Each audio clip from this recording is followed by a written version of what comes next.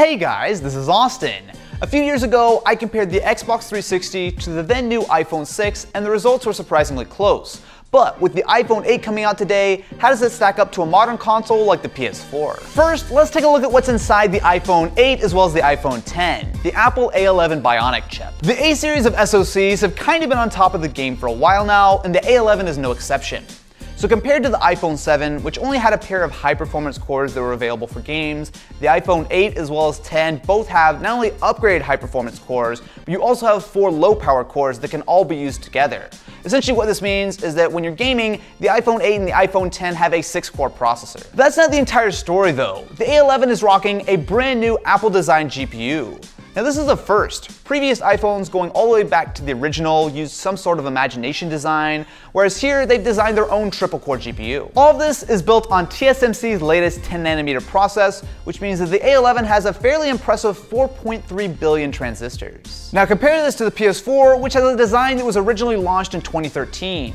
So this is using a custom AMD-based APU, which not only has 8 CPU cores, but also a fairly sizable GPU. On the processor side, the PS4 and the Xbox One have very similar designs. So essentially, while you do have 8 cores, they're pretty weak. So based on AMD's Jaguar tech, they're going to be fine for normal use sort of on their own, but when you combine 8 of them in a single console, it gives you pretty good performance. The PS4 also has a still impressive Radeon GPU, which is backed up by 8GB of fast GDDR5 memory. Some back-of-the-envelope math shows that the iPhone CPU is significantly quicker than the PS4, somewhere in the neighborhood of about 40% faster.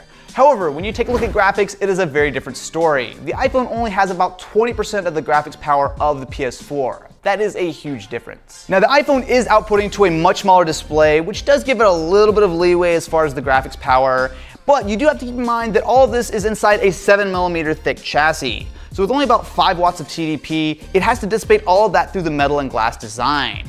Compare that to the PS4, which has about 90 watts to work with, and it has a heatsink, fan, vents, a lot of stuff that essentially means that the laws of physics are in the PS4's favor. Of course, on-paper specs are one thing, but let's see how actual games compare. First off, we have The Witness, a PS4 game that was recently ported to iOS. Take a look to see the differences between the two systems. What you should notice is that it is essentially the full experience on both devices. The iPhone version is running at a noticeably lower resolution, which shouldn't be a huge surprise considering that it's on a phone screen. And while yes, the graphics settings are not to the same level of the PS4, but the content is absolutely there, and honestly it doesn't look hugely different. Now, I did notice a couple of rendering issues on the iPhone 8, but honestly, once it gets an actual patch to support the 8, hopefully these will be eliminated. Next, we have Transistor, which is another game that will run cross-platform. Here again, the iPhone resolution is a bit lower, and the graphics have been bumped down a notch, but it's still totally playable, and honestly not a huge difference between the PS4 version.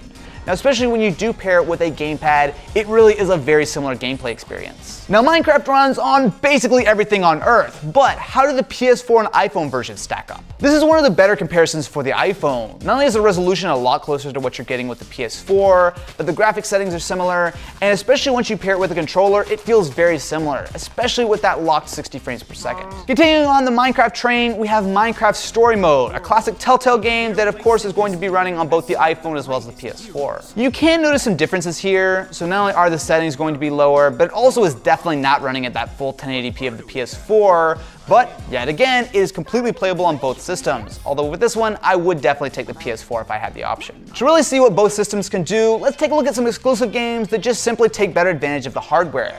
So on the PS4, Horizon Zero Dawn is a huge leap over anything that's available on the iPhone. The level of detail, the actual graphics, and of course the gameplay is seriously worth that $60. On the other hand, there are certain games that simply are better suited to the iPhone. Stuff like Monument Valley not only looks great, but also takes great advantage of the touch controls, and games like Oz Broken Kingdom do a really good job of leveraging the power of that A11 chip. Like I mentioned earlier, one of the downsides to having this much power in such a small device is always going to be heat. You don't have those fans and vents to be able to pull it away, as you have to fully rely on the glass metal build to dissipate all of the heat from the device. Now, I'll have to do some more thorough testing, but at least based on first impressions, the iPhone 8 does pretty well here. So under an extended 30-minute gaming load, the back of the device actually doesn't even get that warm. So, is the iPhone 8 as powerful as the PS4? No. To be fair, it is catching up surprisingly quickly, and for some games, the experience isn't far off, but the laws of physics mean that for this time, the dedicated game console is going to win out. So, what do you guys think about the power of the iPhone 8? Let me know in the comments below, and I will catch you in the next one.